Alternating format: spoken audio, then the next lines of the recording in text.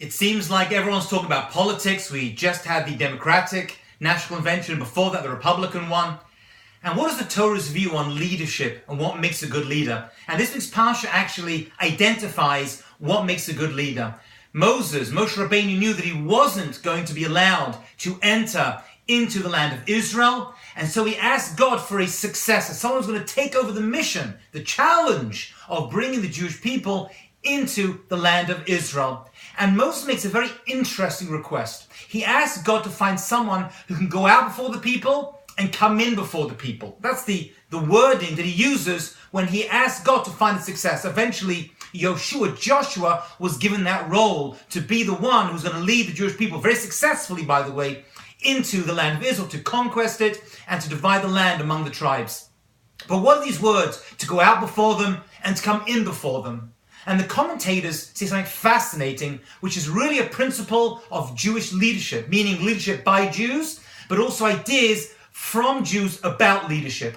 And that is, a real leader doesn't sit in the back. A real leader is someone's at the front, at the forefront, who isn't allowing everyone else to do all the difficult jobs, but is someone who is gaining their popularity and gaining their success by leading from the front. Someone who has been successful and is successful in their mission by leading from the front and saying, follow me. So go out before them, but also there are times you have to come in before them. They should know when they should delegate, let other people take over certain positions, and don't try to usurp all the power themselves when they lead the people as well. And this was given to Joshua. Now, interestingly, Joshua was from a different tribe. That means a different family from Moses. And he was given his job. It was taken away. In other words, Moses could have had his sons take over, but they were not selected. And Moses didn't mind at all. He was very happy for the power not to be nepotistic and to remain in his family, but to go to the right person. And it wasn't given to Joshua because he was considered a genius, but he was very kind.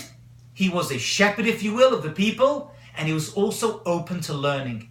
And the Talmud tells us that before the lesson of Moshe would begin, Moses would give his classes. Joshua was there preparing the school, the house of study, by preparing. And he was the first one in, but he was the last one to leave as well, to make sure that everything was prepared and the entire classroom was ready and clean. That's a leader. Someone takes responsibility for learning as well. Shabbat Shalom.